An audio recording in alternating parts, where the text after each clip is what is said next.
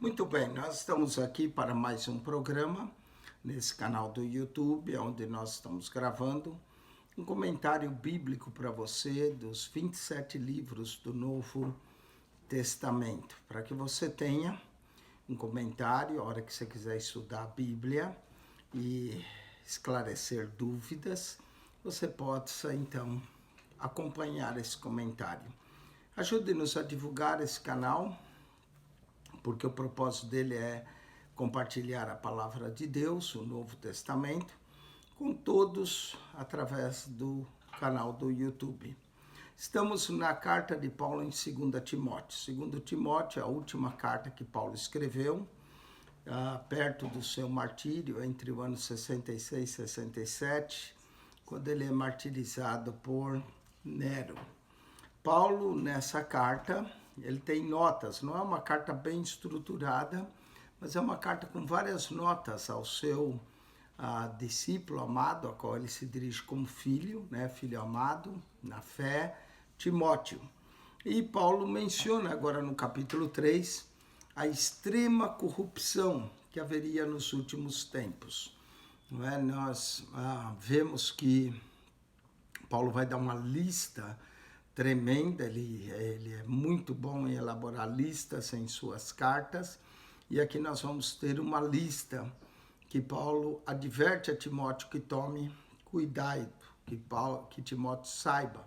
Paulo sabia que depois da sua partida, muitas coisas iam acontecer, e como de fato aconteceu e continuam acontecendo para nós hoje, que também cremos que estamos vivendo cada vez mais próximo dos últimos tempos. Vamos então para o capítulo 3 dessa carta. A carta de 2 Timóteo só tem 4 capítulos, não é? Nós estamos no capítulo 3, e um total de 73 versos. Paulo diz: sabe, porém, isso, que nos últimos dias sobrevirão tempos trabalhosos. Os últimos dias é os dias que antecedem a volta de Jesus. Paulo menciona de tempos trabalhosos, tempos angustiantes, porque haverá homens amantes de si mesmo, egoístas, não é? Só pensam neles, primeiro ele, segundo ele, terceiro ele. Amantes de si mesmo, avarentos, que tudo que fazem por amor ao dinheiro, presunçosos, cheios de presunção, soberbos, né, orgulhosos, blasfemos, desobedientes a pais e mães, ingratos, profanos, sem afeto natural, não tem afeto nenhum, irreconciliáveis, caluniadores, incontinentes, não consegue se conter, não é? Cruéis, cheios de crueldade, sem amor para com os bons. Verso 4, traidores, obstinados, orgulhosos, mais amigos dos deleites do que amigos de Deus. Quer dizer, eles estão só atrás de deleites, tendo aparência de piedade, mas negando a eficácia delas, destes afasta-te. O pior dessa lista que a gente pode pensar, bom, Paulo está falando de incrédulos, né? Mas o pior dessa lista, pelo fato que Paulo diz a Timóteo, afasta-te, é que parece que esse tipo de pessoa vai estar dentro das nossas comunidades, dentro das nossas igrejas. Por isso que Paulo fala desses afasta-te, né?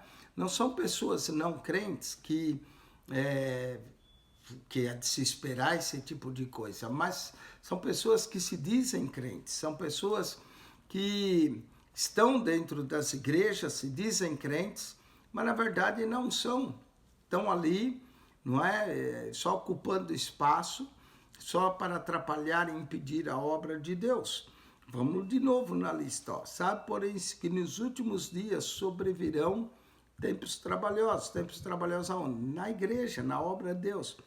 Porque haverá homens dentro da igreja, e talvez, quem sabe, até líderes, não é, que serão amantes de si mesmos. Eles só se amam a si mesmos. Então, essa é a primeira característica, egoísta.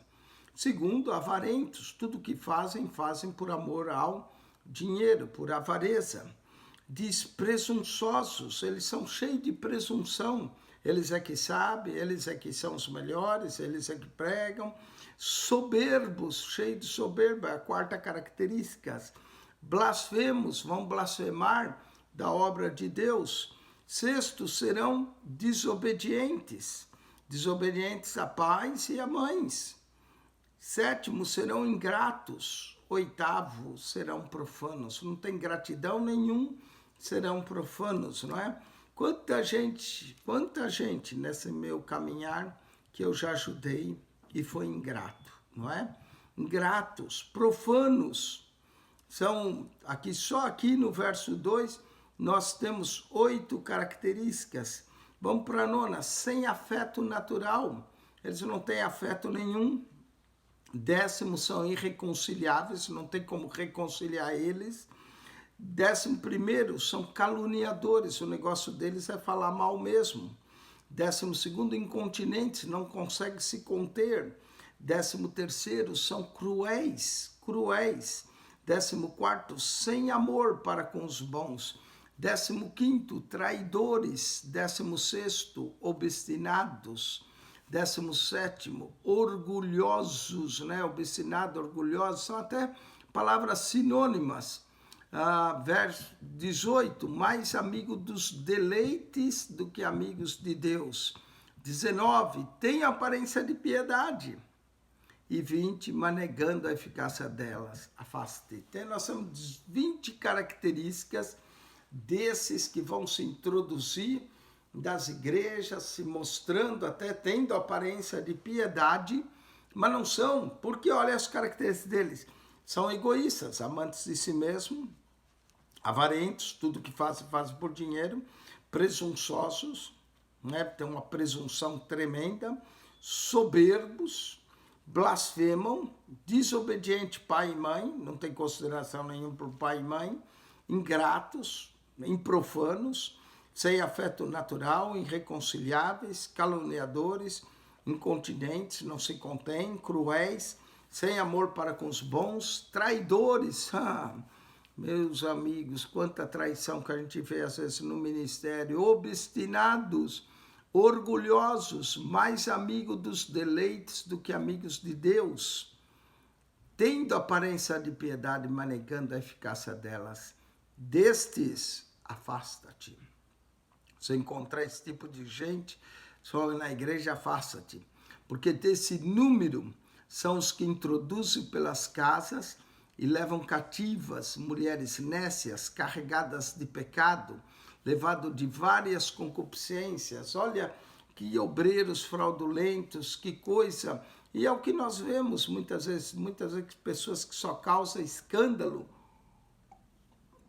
ao evangelho, e a gente ouve, olha, fulano fez isso, ciclano, até ele leva o nome de pastor, mas são falsos, né, pastores que se introduziram, que entram e se introduzem pelas casas e levam cativas essas mulheres nécias, carregadas de pecados, levadas de várias concupiscências, que aprende sempre e nunca pode chegar ao conhecimento da verdade, nunca pode chegar ao conhecimento da verdade, porque são cheias de pecados, nécias, cheias de várias concupiscências, são levadas pelos prazeres da carne, e é o que nós estamos vendo, não é?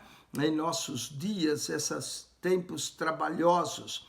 E como Janes e Jambres resistiram a Moisés, assim eles resistem à verdade. Janes e Jambres eram os magos do Egito, os quais resistiram a Moisés. Não está no Pentateuco o nome deles, mas claro que Paulo conhecia muitas tradições judaicas e muitas histórias paralelas, e o nome deles, Janes e Jambres, são mencionados aqui em 2 Timóteo 3:8, que resistiram a Moisés, também esse resiste à verdade, sendo homens corruptos de entendimento, réprobos quanto à fé. Não irão, porém, avante, porque todo será manifesto o seu desvario, como também foi daqueles. Eles resistiram a Moisés, não é? Moisés transformou água, não Moisés, Deus, na verdade, né, transformou água em sangue, usando Moisés, eles também fizeram isso. Moisés produziu rãs, eles também fizeram. Moisés jogou sua vara, virou uma serpente, eles também fizeram. Não é? Até um ponto que eles já não podiam mais fazer e disseram a Faraó, isso aí é a mão de Deus.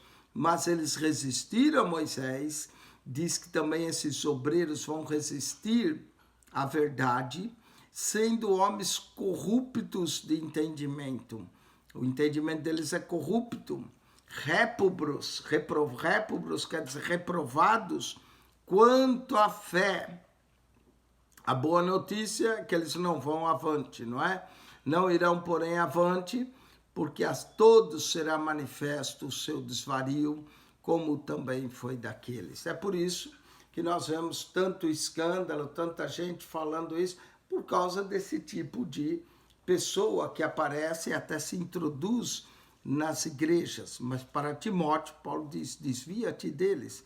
E para todo obreiro que é sério, que faz a obra de Deus com temor e tremor, deve se desviar, deve evitar associação com esse tipo de obreiro que é avarento, que é soberbo, que é orgulhoso, que é obstinado, que é traidor, que é ingrato, que é mais amigo de prazeres do que amigo de Deus, que não tem piedade nenhuma, que é irreconciliável, que é sem afeto natural, que é cruel, que é obstinado, que é amante de si mesmo, que é presunçoso, que é blasfemo, que desobedece pai e mãe, ingrato, profano.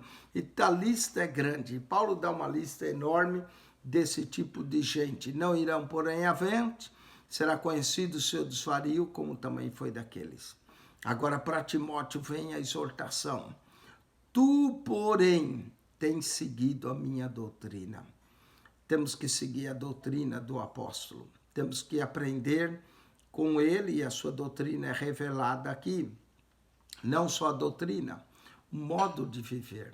Paulo deu o maior exemplo para todos nós de um apóstolo fiel, de fazer a obra de Deus, não por torpe ganância, não pelo dinheiro, trabalhava noite e dia para fazer, modo de viver. A intenção de Paulo, sempre a melhor intenção, sempre querendo ver a edificação da igreja, a fé de Paulo, a longanimidade de Paulo, longo ânimo, né? A paciência, o amor, a paciência, essas coisas que tornam um verdadeiro homem de Deus. E nós poderíamos pegar essa lista e inverter ela, né? Em vez de os homens serem amantes de si mesmos, deveriam amar a obra de Deus. Em vez de ser avarento, deveriam dar com liberalidade. Em vez de serem presunçosos, devem ser humildes. Em vez de serem soberbos, né, humildade, dependência de Deus, em vez de blasfemarem, não é, serem homens que proclamam a palavra de Deus, em vez de serem desobedientes a pais e mães, obedientes, em vez de ingratos, gratos, em vez de profanos, puros, sem afeto natural, cheios de amor, irreconciliáveis, reconciliando o mundo, né? Em vez de ser caluniador, não, que bendizem, que abençoam, em vez de serem incontinentes, pessoas que são disciplinadas, em vez de serem cruéis, não é? Pessoas cheias de amor, não é? Enfim, nós podemos reverter a lista, mas aqui Paulo diz o seu modo de viver, a sua intenção, a sua fé, a sua longanimidade, o seu amor, a sua paciência, suas perseguições e aflições que lhe aconteceram. Então Paulo está escrevendo a Timóteo e diz, Timóteo, segue a minha doutrina, número 1, o meu modo de viver, a minha intenção, a minha fé, a minha longanimidade, o meu amor, a minha paciência, as minhas perseguições, as minhas aflições. Não é? Paulo pode dar o exemplo para Timóteo em pelo menos 9 áreas que Timóteo deveria seguir a Paulo. Tais como me aconteceram em Antioquia, em Icônio e em Listra. Timóteo era de Listra, não é? Onde sua avó, Lloyd, e sua mãe Eunice haviam se convertido. quantas perseguições sofri, e o Senhor de todas me livrou. Não é? Paulo foi bem perseguido, mas pôde contar com a mão poderosa, libertadora do Senhor. E também todos os que piamente querem viver em Cristo Jesus padecerão perseguições. Perseguição não é novidade para o crente, perseguição é parte de ser crente, é parte de viver piamente em Cristo Jesus. Padecerão perseguições, mas aos homens maus, enganadores, irão de mal a pior. É isso que acontece com gente má, com gente que engana. Ele vai de mal a pior, ele não está melhorando, ele está piorando, enganando e sendo enganado. Não foi o que aconteceu com Jacó? Jacó enganou e foi enganado, não é? Quem planta engano, colhe engano. Quem vive na impiedade vai colher impiedade. Quem planta crueldade, colhe crueldade. Deus é juiz de todas essas coisas. Por isso temos que viver em longanimidade, em humildade, em amor, em paciência, suportando as perseguições. Verso 14. Tu, porém, permanece naquilo que aprendestes e de que fosse inteirado, sabendo de quem tem aprendido. De quem que Timóteo aprendeu? De Paulo. Falou, permanece naquilo que eu te ensinei, permanece na minha doutrina, permanece no meu modo de viver, sabendo de quem você tem aprendido e que desde a tua meninice sabe as sagradas letras. Que bênção! Timóteo, desde pequeno, desde a sua jovem tenrice, não é? Meninice, sugere-nos a ideia que o primeiro contato com Paulo, quando Paulo esteve em Listra, que sua avó converteu, a mãe converteu, Timóteo ainda era um menino, né? Menino, ele deveria ter 12, 13 anos, porque acima de 13 anos, que numa comunidade judaica que acontecia o Bar Mitzvah, né? Timóteo era filho de mãe judia, pai grego. Ele ainda desde a meninice, mas mesmo na sua meninice, aprendeu as sagradas letras, que pode te fazer sábio para a salvação. A Bíblia pode nos fazer sábio para a salvação. Olha que coisa maravilhosa. Então, como é importante meditar nessas sagradas letras, como é importante meditar nas Escrituras, porque as Escrituras vai nos fazer sábios para a salvação. O propósito da Bíblia não é aumentar o nosso conhecimento. O propósito da Bíblia é mudar nossas vidas, é nos fazer sábio para a salvação. Né? Moody já dizia disso. A Bíblia não nos foi dada para aumentar nosso conhecimento, mas para mudar nossas vidas. Não é?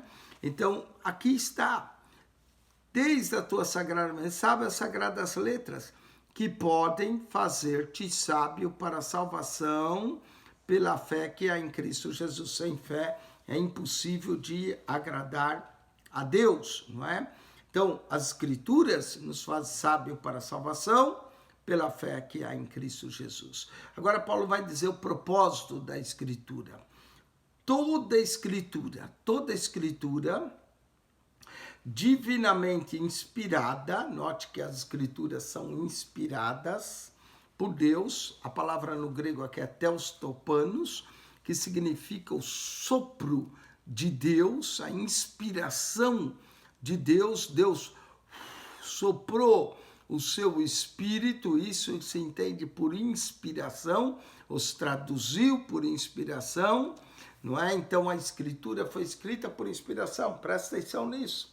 Se a Escritura foi escrita por inspiração, precisa dessa mesma inspiração para haver uma interpretação da Bíblia. Muita gente lê e não entende, porque falta ali a inspiração do autor que soprou do seu Espírito de Deus. A Bíblia, a Escritura, é para todos, mas nem todos são para ela, não é? Porque a Escritura, ela foi escrita para aqueles que serão salvos. A Bíblia não é escrita para quem não é salvo. A Bíblia não é escrita para o incrédulo. A Bíblia é escrita para o salvo. Olha, as Sagradas Escrituras nos faz sábio para a salvação que há em Cristo Jesus. A Bíblia não é para o incrédulo, a Bíblia é para o crente mesmo, para aquele que está sendo salvo, para aquele que é instruído na justiça. É para esse que a Bíblia foi escrita. Então, toda a escritura é divinamente inspirada. Ela é inspirada, precisa da mesma inspiração. A escritura foi uma revelação de Deus aos seus escritores e foi uma iluminação do Espírito Santo. Então, como a escritura foi revelada, a escritura foi iluminada e inspirada, nós precisamos da mesma revelação, inspiração e iluminação para entender as escrituras. Quem dá essas três coisas? O Espírito Santo, que é o mesmo que inspirou os escritores a escrever. Então, toda a escritura divinamente inspirada é proveitosa. Vamos ver para que a escritura serve. Serve para o salvo, presta atenção, é proveitosa. Primeiro, ela faz sábio para a salvação, verso 15. Depois, ela é proveitosa para ensinar o caminho da justiça, ensinar o caminho da salvação, que é Jesus Cristo. Então, a Bíblia nos ensina, mas ela não foi dada, como Moody diz, para aumentar o nosso conhecimento, mas ela é dada para que nós sejamos salvos, para mudar nossas vidas e não aumentar nosso conhecimento. Então, ela é proveitosa para nos ensinar o caminho de Deus. Ela é proveitosa para nos ensinar a vontade de Deus. Ela é proveitosa para nos ensinar o propósito de Deus. Ela é proveitosa para nos ensinar as intenções de Deus para nós. Ela também é